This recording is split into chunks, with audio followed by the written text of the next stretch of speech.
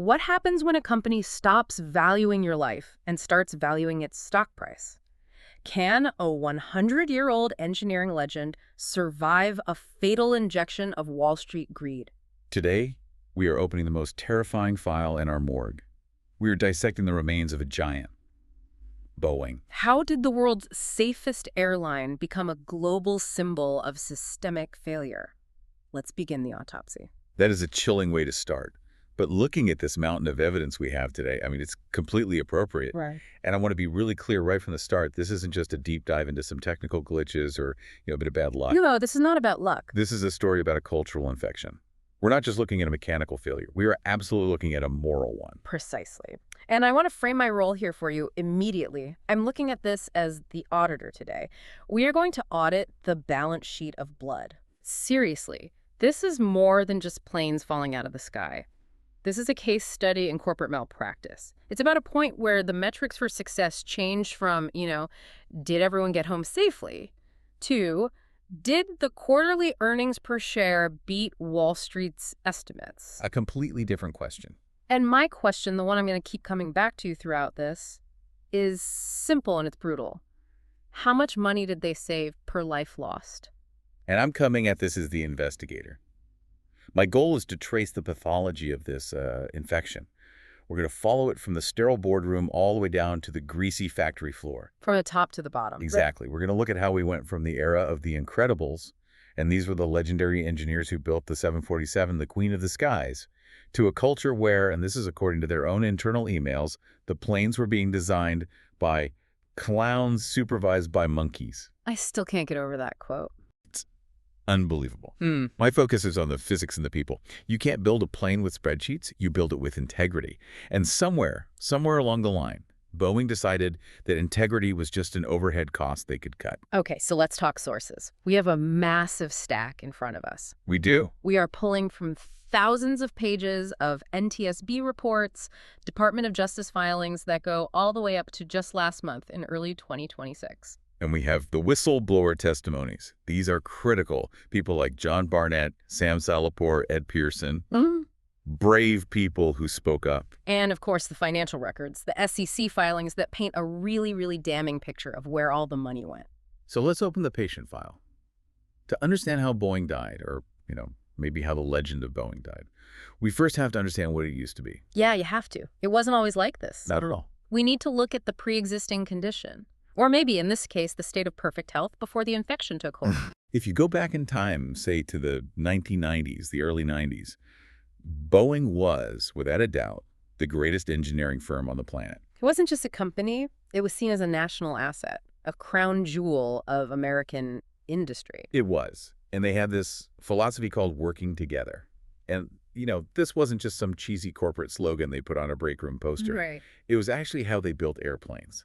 When they developed the 777, for example, it was this huge, deep collaboration between the engineers and the pilots who would actually fly the thing. And the engineers ran the company. That is the key distinction here. They did, absolutely. Safety was what they called the bet the company metric. Bet the company. Meaning you don't cut corners on safety, because if the plane goes down, the company goes down with it. The leadership, back then, they understood that their product was literally keeping people alive at 35,000 feet. There's that famous story, right? About the 777 wing test. Oh, it's legendary. They put the wing in a test rig, and they just bent it upwards. And they kept bending it way, way past the required structural limit until it literally exploded in the hangar. Just to prove the physics. Just to prove their math was right. That was the culture. Over-engineer it, because lives depend on it. The people in charge were plain people. They smelled like jet fuel. They knew what a rivet looked like. They walked the floors. But then goes 1997. And for me, this is the moment the contagion, the virus enters the bloodstream. The merger with McDonnell Douglas. Right. And on paper, this was sold to everyone, the public, shareholders, as a merger of equals. Seemed to make sense. Boeing, the commercial aviation giant, merging with McDonnell Douglas, which was a huge defense contractor. It makes strategic sense, diversify the portfolio, hedge your bets between commercial and military. But if you actually dig into the sources, especially the analysis from industry insiders at the time, this was anything but a merger of equals. No, not at all. The joke at the time, and it's a very dark joke looking back, was that McDonnell Douglas bought Boeing with Boeing's money. And that's what we'd call a reverse takeover. It's a classic reverse takeover. You had McDonnell Douglas, a company that was, frankly, struggling financially because they had stopped innovating, and they effectively took over the entire culture of the healthy, innovative company. And it is so vital to understand why McDonnell Douglas was failing. They had become incredibly risk-averse. They hadn't developed a truly new commercial jet in years. No, they just kept, tweaking their old designs, the DC-9, the DC-10. Right. Just making small changes to save money on research and development. Now, does that strategy sound a little familiar? It sounds exactly like the strategy that eventually destroyed the 737. And the person who was carrying this new cultural virus, the patient zero, was a man named Harry Stonecipher. He came from McDonnell Douglas, but his background was really General Electric. He was a disciple of the Jack Welch School of Management. John Jack, yeah. And Stonecipher became the dominant voice at the new Boeing. And he was very, very explicit about his intentions. He didn't want a great engineering firm. He went on the record saying he wanted a business-driven corporation. And that shift, it sounds so subtle in the language, but in practice, it is catastrophic. It means everything. It means you stop listening to the guy in the short-sleeve shirt with the pocket protector who's telling you this bolt isn't strong enough, and you start listening to the guy in the suit who says, that bolt is too expensive, find a cheaper one. It completely changes the internal hierarchy of value. The engineer goes from being a value creator to just being a cost center, something to be managed and reduced. And there was a very physical, a very symbolic manifestation of this shift, too. In 2001, they moved the corporate headquarters out of Seattle. For decades, Boeing HQ was in Seattle, right there with the factories. You could literally smell the jet fuel from the executive offices. The CEO could be on the factory floor in 20 minutes if there was a problem. And they moved it to Chicago. A neutral city, far away from the grease and the noise and the rivets. And let's be blunt about the incentives here. Sure, Chicago offers some great tax breaks. Of course. But culturally, this was about isolation. This was about separating the decision makers from the people who actually build the planes. That is the decapitation of the engineering voice right there. Perfect word for it. The people holding the purse strings, the ones approving the budgets, they no longer walked the factory floor. They were managing a stock ticker in a skyscraper 1,000 miles away. They severed the brain from the body. The executives were now rubbing shoulders with hedge fund managers and bankers, not with aerodynamics experts. And once that brain was severed, the entire motive of the organism changed. And this brings us right to your territory.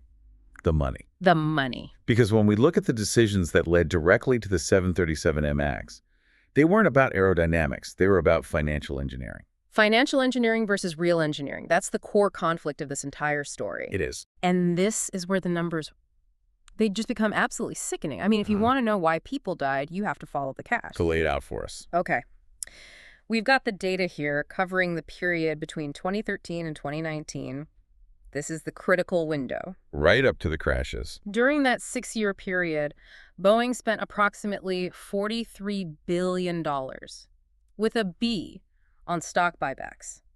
$43 billion. Okay, can we just pause on that? For anyone listening who isn't a CFO or a Wall Street trader, break down what a stock buyback actually is. Why would a company do that? Sure. It's simple, really. A company makes a profit at the end of the year. They can do a few things with it. Option 1 is capital expenditure, or CapEx. Right. You invest it back into the company. You build a new factory. You design a brand new clean sheet airplane. You hire more inspectors. You research safer materials. That's the engineering path. That creates long-term value. Exactly. It makes your product and your company better for the future. Option 2 is you can take that cash, go into the open stock market, and buy your own company's shares. So you're buying your own stock. You're buying your own stock. This reduces the number of shares available to the public, and it's just basic supply and demand. Supply goes down, so the price of the remaining shares goes up. Precisely. But it does something else, something Wall Street loves. It artificially boosts a metric called earnings per share, or EPS. How does that work? Well, if you have the same amount of earnings, but you divide it by fewer shares, your EPS number goes up. Wall Street algorithms see that rising EPS, and they love it. It triggers executive bonuses. It makes the chart on the quarterly report look like a hockey stick going straight up. So they were literally burning cash just to manipulate their own stock price.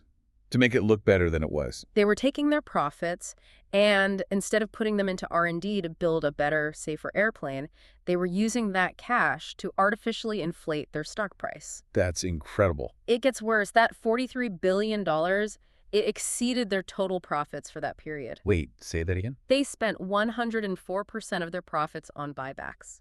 How is that even possible? They were essentially borrowing money to buy their own stock to make themselves look richer on paper. That is just... It's staggering. They were cannibalizing the company from the inside out just to feed the stock ticker. It's like an athlete selling their own muscle tissue to buy steroids. You look bigger for a minute, but you're hollowing yourself out. And here's the kicker. Here's the comparison that really, truly hurts.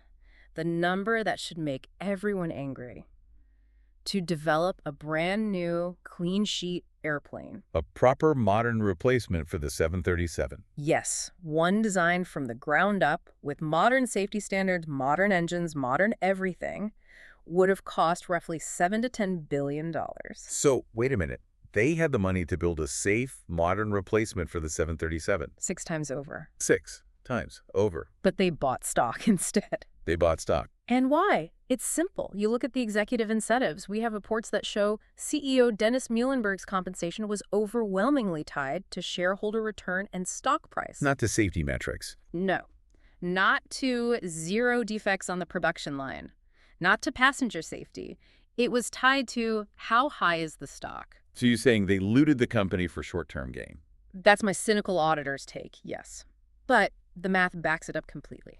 And it wasn't just the buybacks, it was this obsession with efficiency and cost-cutting across the board. Look at the Spirit Aerosystems saga. Right, this is a huge piece of the puzzle because it leads directly to the manufacturing chaos we see later on. Explain what Spirit was. Well, Boeing used to build its own fuselages, the main body of the plane, in Wichita, Kansas. It was a core part of the company for decades. Vertical integration. They controlled their most important part. Exactly. But in 2005, as part of this new cost-cutting mania, they decided to sell that entire plant to a private equity firm to cut costs and, crucially, to offload pension liabilities from their books. And that plant became a new, separate company, Spirit Aerosystems. Which overnight turned a critical internal department into an external supplier. And what do you do with an external supplier? You squeeze them, you negotiate, you put them under pressure, you say, make this part cheaper or we'll find someone else who can. The problem was Spirit really had nowhere else to sell fuselages, and Boeing had nowhere else to buy them. So it was this toxic, codependent relationship.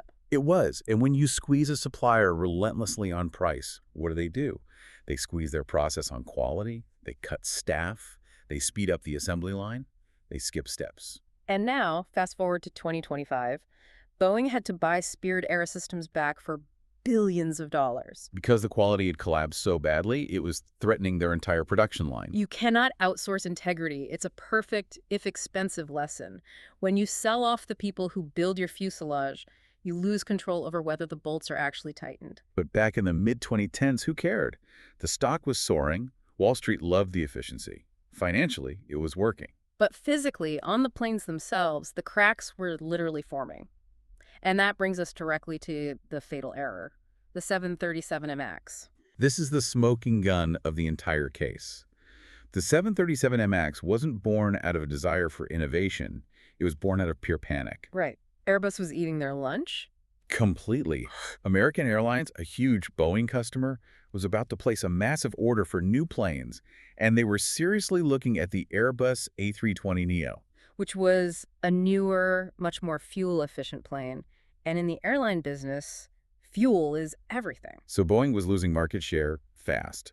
And because they had spent all that money on stock buybacks instead of R&D, They had nothing. They were caught completely flat-footed. They had no new plane on the drawing board. so they made a fateful decision. Don't build a new plane. That takes too long, 5 to 7 years. It costs too much money. Let's just take the old 737 airframe, which, remember, dates back to the 1960s, and strap massive new engines on it. Re-engine the old workhorse. On a PowerPoint slide, it seems logical, cheaper, faster to market. But this is where you run into a physics problem. A big one. The plane sits too low, right? Yeah, exactly.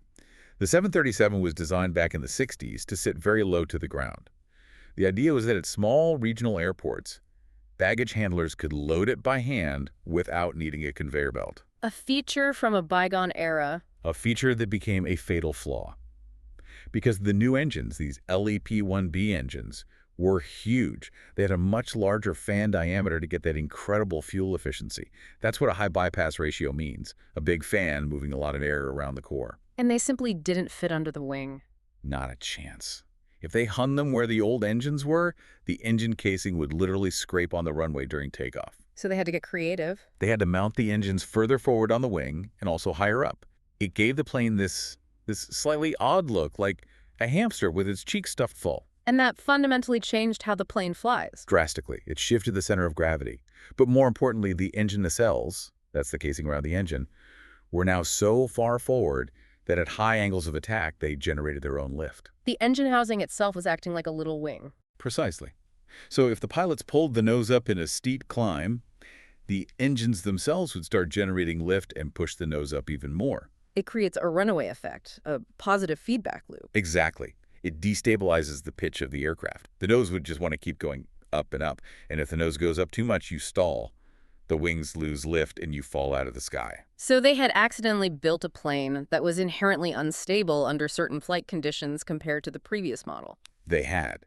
But they couldn't admit that, because the second you admit, the plane handles differently than the old 737. The FAA is going to require pilots to get new training in a simulator. And this is where your auditor brain should be screaming. Oh, it is. Simulator training is the third rail for airlines. It is incredibly expensive. You have to take pilots off their regular routes, you have to fly them to a training center, you have to put them up in a hotel. It costs a fortune and creates scheduling nightmares. So Boeing's big marketing pitch for the MAX was no new training required. They sold it as, if you can fly an old 737, you can just hop in this one and go. It was a massive selling point. So to solve this problem they created, they invented a Band-Aid, a software fix for a fundamental hardware problem. And they gave it a very boring, technical-sounding name. They called it MCS, the Maneuvering Characteristics Augmentation System. Sounds harmless. And it was designed to run completely in the background without the pilot even knowing it was there. The idea was simple. If the plane's sensors detected the nose was getting too high, MCS would automatically push the nose down to counteract that new pitch-up tendency. And it's important to understand how it pushed the nose down, right? It wasn't gentle. Not at all. It didn't just move the elevator, that's the small flap on the tail that pilots control with the yoke. It moved the entire horizontal stabilizer. The whole tail fin tilts. The whole slab of the tail moves. It's a much, much more powerful and aggressive control movement. It's usually just used for trimming the aircraft to keep it level in cruise. MCS hijacked that powerful trim system to force the nose of the plane towards the ground. And here's the secret that killed 346 people. They didn't tell the pilots it existed. It wasn't in the flight manual. It wasn't mentioned in the training materials. It was a secret. Why? Why hide it? To protect the bottom line. It's that simple. And we have a source detail here that is so damning, it feels like it's from a movie. It is the smoking gun for premeditation. The Southwest Airlines contract. Boeing had a clause in their contract with Southwest, which is the biggest 737 operator in the world. Boeing promised them a rebate, a discount, of $1 million per airplane if the FAA ever decided that pilots needed simulator training for the MAXes. Think about that incentive structure. It's insane. Boeing had a multi-million-dollar penalty, potentially hundreds of millions across the entire fleet, hanging over their head if they told the truth about this new system. So they buried it. They lied to the regulators. They grandfathered the certification by pretending the MAX was just the same old 737. They literally bet $1 million per plane against the safety of every single passenger. And then it gets even worse. You look at the actual engineering design of MSAN itself. Yeah. You mentioned that email, designed by clowns, supervised by monkeys. Yes, from a Boeing employee talking about the development process. This is where my investigator blood just boils. Yeah. MSAN relied on a single point of failure. One sensor. It took its data from one angle of attack, or AOA sensor, just one. This is a tiny little weather vane on the side of the plane's nose that measures the angle of the wind hitting the plane. And if that one sensor breaks, if a bird hits it on takeoff, if it freezes over... If it sends a single piece of bad data saying the nose is too high, even if the plane is flying perfectly level, MCS activates. So the computer thinks the plane is stalling and violently forces the nose down. And because there was no backup, no redundancy, which is unheard of in modern aviation for a flight-critical system, the computer would just keep fighting the pilots over and over, all the way to the ground. No backup in aviation. That is criminal negligence. It is. The Airbus equivalent system uses 3 sensors. Military jets use multiple sensors. Boeing, to save money and complexity, used one. Which brings us to Section 4, the crash. The moment this theoretical, calculated risk became a horrific, fiery reality. October 29th, 2018, Lion Air Flight 610, a brand new 737AX, just a few months old, takes off from Jakarta. 189 people on board. And almost immediately after takeoff, the pilots are fighting their own airplane. The stick shaker starts going off. That's a device that violently vibrates the control column to warn of an impending stall. It's loud, it's terrifying, but they weren't stalling. Not even close. The plane was flying fine. The sensor was just wrong. And because the sensor was wrong, MCAS kicked in. The nose pushes down hard. The pilot, confused, pulls back on the yoke to bring the nose up. MCAS waits 5 seconds and then pushes the nose down again. They're on this horrifying roller coaster, fighting for control. And they don't know why. They don't know MCAS exists. They don't know what this invisible force is that's trying to fly them into the ocean. They fought it for 11 minutes. And they lost. The plane crashed into the Java Sea at over 400 miles per hour. And what was Boeing's public reaction? Did they say, oh my God, we have a terrible software flaw, we need to ground the fleet? No, they blamed the pilots. They blamed the maintenance crew at Lion Air. They deflected and denied. They quietly issued a bulletin to airlines, but they insisted publicly that the plane was safe. They even hinted it was a foreign pilot issue, that American pilots would have handled it. But we know from their internal communications that they knew exactly what was going on. We have messages from Boeing employees mocking the regulators, and that one message that just says it all. This airplane is designed by clowns, who are in turn supervised by monkeys. That quote it haunts this whole story. It proves they knew the process was a joke. They knew the certification was a sham. They were laughing about it privately while people were being pulled from the water. But they kept the planes flying. They did the calculation, they rolled the dice, and then, March 10th, 2019, less than 5 months later. Ethiopian Airlines Flight 302, another brand new 737 MX, 157 people on board. And it's the exact same nightmare scenario. A faulty sensor reading on takeoff triggers MCAS. The plane starts diving. The pilots start fighting. And in this case, the pilots actually did everything right, according to the new emergency procedure Boeing had sent out after the first crash. They recognized what was happening. They hit the stab trim cutoff switches. It cut the power to the system? They did. They cut the power to the trim motor. But it was too late. They were flying so fast because the nose had been pushed down so far that the aerodynamic forces on the tail were immense. The wind was pushing on the tail too hard. So hard that they physically could not turn the manual trim wheel. It's a small wheel by their knees. It was like trying to open a car door in the middle of a hurricane. So they were stuck. They were stuck. Yeah. In a final, desperate act, they turned the power back on, hoping to use the electric motors to help them get the nose up. And the second they did, MCAS immediately reactivated and threw the plane into its final fatal dive. And that is when the world finally said, enough. The entire global fleet of the 737 MAX was grounded. But it took 2 crashes. It took 346 lives to stop the production line. And I just want you to imagine the horror in that cockpit. These were well-trained, experienced pilots. They were literally fighting a ghost in the machine, a computer that was programmed to kill them based on a corporate lie that the plane didn't need any new training. It is the ultimate betrayal of the trust that has to exist between the people who build the planes and the people who fly them. But the infection, we now know, wasn't just isolated to the design of the MAX. This wasn't just one software team having a bad couple of years. The rot was in the manufacturing culture itself. It was spreading to the other airplane lines. Section 5. The infection spreads. And we have to talk about the 787 Dreamliner and the 777. And to do that, we have to introduce a key figure, the whistleblower John Barnett. He was a quality manager at Boeing for over 30 years, a career man, a true believer in the company, until he was transferred to the new plant in North Charleston, South Carolina. And this was the non-union plant, right? That's a very important distinction. It is. Boeing moved a lot of production there specifically to get away from the powerful, experienced, and expensive unionized workforce in Seattle. They wanted to lower labor costs and speed up production. Get planes out the door faster. And Barnett started seeing things there that horrified him. He started finding metal shavings, sharp titanium slivers left over from the manufacturing process, hanging right next to flight control wiring bundles. Metal shavings next to electrical wires. That sounds like a short circuit just waiting to happen in midair. It's a catastrophic fire risk. Yeah. If one of those shavings causes a spark in the wrong wire, you could lose complete control of the plane. He also found that defective parts, Parts that had been officially marked as scrap and thrown in the bin. We're being taken out of the trash. They were being stolen out of the scrap bins, he said, and installed on brand new airplanes just to avoid production delays. All because the primary metric was get the plane out the door on schedule. Exactly. Barnett had this famous quote. He said, "The whole place smelled of French fries." What did he mean by that? He meant they were hiring unqualified workers straight from fast food jobs and putting them on the line to build one of the most complex machines in the world with minimal training.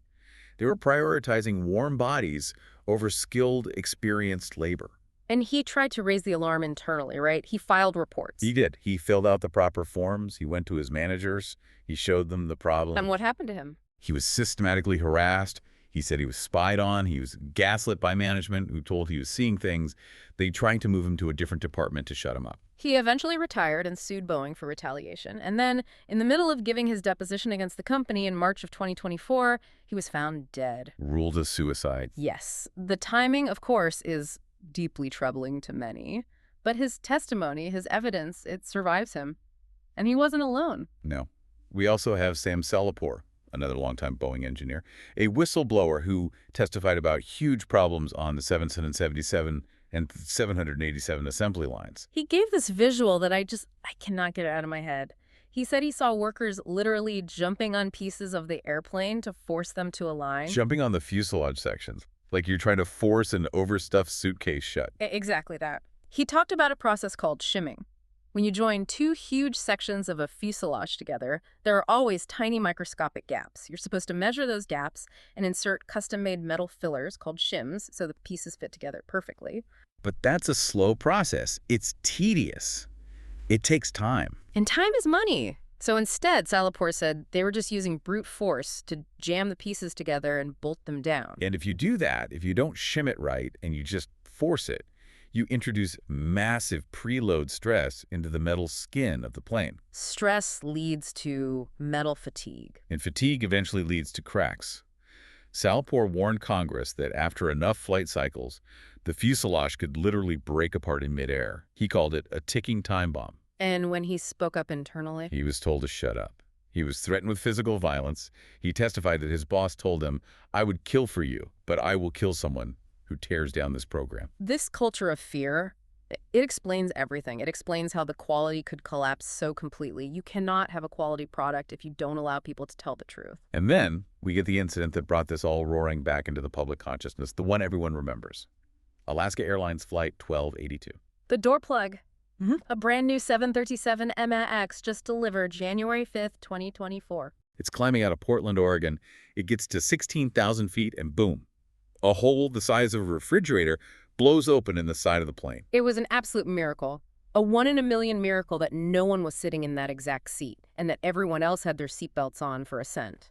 If that had happened 10 minutes later at cruising altitude, when people were unbuckled and walking to the restroom, passengers would have been sucked out of that plane. We would have seen bodies falling from the sky. And the NTSB investigation that followed revealed something that wasn't a complex design flaw like MCAS. It was a farce of sheer incompetence. It was pure, unadulterated, unbelievable incompetence. That door plug is held in place by 4 critical bolts. 4 bolts. The NTSB found that those bolts were simply missing. Not loose. They were never put back in. The plane left the Boeing factory without the bolts that hold the door on. And why? Paperwork failures, a process they call traveled work, which is doing unfinished jobs out of sequence to keep the line moving. They had opened that door plug to fix some nearby rivets, and then they simply forgot to bolt it back shut because the paperwork didn't track it properly. And this incident finally triggered a full-scale FAA audit of the factory. And the findings were, well, you called it the dish soap incident. Oh, this is just embarrassing. Yeah. The FAA went into the Renton factory in 2024 to audit their processes.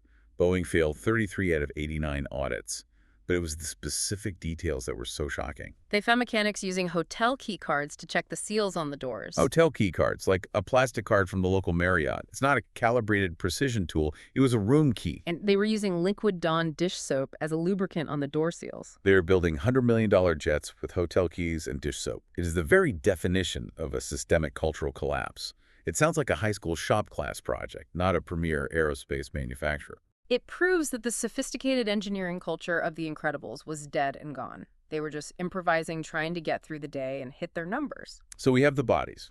We have the motive, which was money. We have the weapon, which was negligence. Now, Section 6, the legal autopsy. Has there been any justice? I would call it justice deferred, maybe justice denied. Back in 2021, after the two MAX crashes, the Department of Justice charged Boeing with fraud, specifically for defrauding the FAA during the certification process. But they didn't go to trial. They entered into something called a DPA, a deferred prosecution agreement. The families of the victims called it a sweetheart deal. And it was. Let's look at the numbers. They agreed to a $2.5 billion settlement. But let's break that number down. Yep. Most of it, $1.77 billion, was money they already owed to the airlines as compensation for the planes being grounded. So that wasn't really a penalty. No, it was just paying a bill. Another $500 million was set aside for a victims fund. The actual criminal fine paid to the U.S. Treasury was only $243 million. That is pocket change for a company the size of Boeing. That's less than the list price of two 787s. Exactly. And the deal was basically be good for 3 years, implement these new safety protocols, and we'll drop the criminal charge completely. But they weren't good. The Alaska Airlines door plug blew out in January 2024, right inside that 3-year window. Which the DOJ, a few months later, officially ruled was a breach of the agreement. They found that Boeing had violated the deal because they clearly had failed to implement the required safety measures. So the deal was off the table. The fraud charge was back on.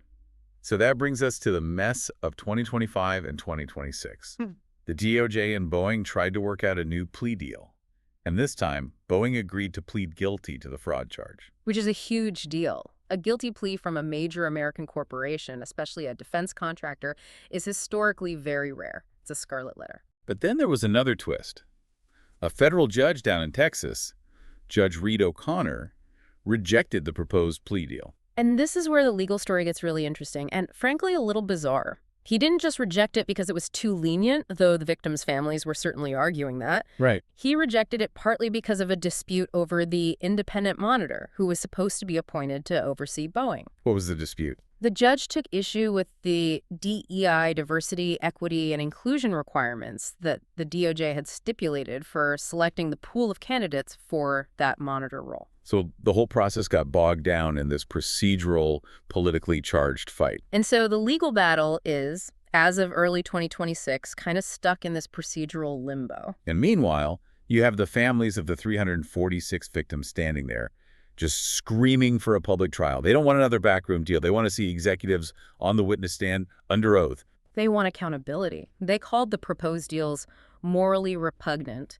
And frankly, from my auditor's perspective, until the penalty for the misconduct exceeds the profit made from that misconduct, the behavior is never going to change. Right. Signs that are just a rounding error on the balance sheet aren't a punishment. They're just the cost of doing business. If the fine is less than the money you made by cutting the corner, it's not a fine. It's a fee you're willing to pay. And that brings us to today. We have dissected the body. We've found the cultural cancer. We have identified the trauma. Boeing didn't fall from the sky. It was pushed by its own boardroom. Is the legend dead, or can it be resuscitated? The autopsy is complete. We leave the verdict to you. It's the big question, isn't it? Can a company that forgot how to tighten bolts remember how to save lives? As long as the stock price is the primary product that they're building, the passengers are just cargo. Let's dig into that for just a minute before we close out. Yeah. Because when we ask, can it be resuscitated? We have to look at what they're actually doing now. They did, as you said, reacquire Spirit Aerosystems in 2025. They did. They spent billions to buy back the critical supplier they'd spun off years ago. Essentially, they bought back their own mistake at a massive premium. And that's a huge admission of failure, right? It's an admission that the whole 2005 strategy of outsourcing was fundamentally wrong. It's a start. But just owning the factory again doesn't fix the culture overnight. Not at all. You still have a workforce that has been traumatized, silenced, and told not to speak up for 20 years. You can't just flip a switch and say, okay, we care about engineering again, please trust us. And you have a balance sheet that is just loaded with debt from all these missteps. They've suspended the stock buybacks, yes, but they have dug such a deep financial hole. And their competitors are not waiting around for them to figure it out. Airbus is gaining market share every single day. The new Chinese competitor, the COMAC C999, is starting to enter the market. The comfortable duopoly Boeing enjoyed for decades is over. It is. Throughout this whole autopsy, I just kept thinking about those Incredibles, that original team that built the 747 in the 60s. They took huge risks, but they were engineering risks. They were betting on physics. They bet on physics and slide rules, the post-merger leadership, the Stone-Cipher leadership. They bet on accounting tricks. And they lost. One of the things that really stood out to me in the whistleblower testimonies, especially from Sam Salapur, was his emotion. You could tell he wasn't some disgruntled employee trying to destroy the company. No, he loved the planes. He loved the planes. He said, "I am at peace because I am coming forward. I will be saving a lot of lives." He hated the management that was destroying the planes he loved. And that's the real tragedy here. The talent is probably still there. The passion for aviation is still there in the rank-and-file engineers and mechanics. But if the entire corporate structure above them suppresses that passion in favor of speed and cost. Then you get door plugs blowing out at 16,000 feet. You get MCS. You get 346 people dead. It really all comes back to what you said at the very beginning, the valuation of a human life versus the valuation of a share of stock. And what's so scary is that the market rewarded Boeing for cutting all these corners. For years. The stock tripled in value under CEO Muhlenberg while all of these terrible decisions were being made. That's the terrifying part. The market signal was, good job. Keep doing what you're doing. The market is terrible at pricing in catastrophic tail risk.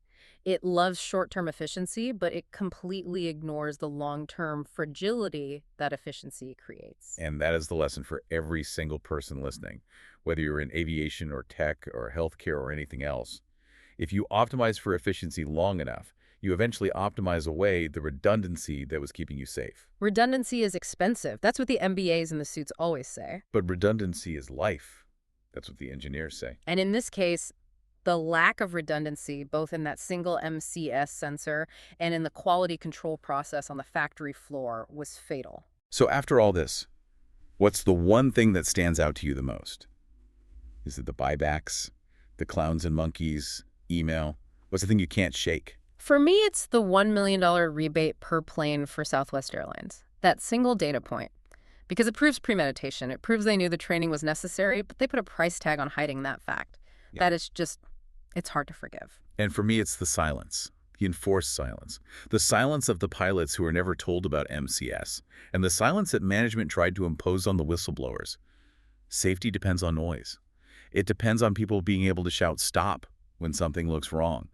And Boeing's management culture killed the noise. Well, we've certainly made some noise here today. This has been a heavy one. It has, but a necessary one. We will be back next time with another deep dive. Hopefully one with a slightly lower body count, but we go where the files take us. Fly safe, everyone. And check your bolts.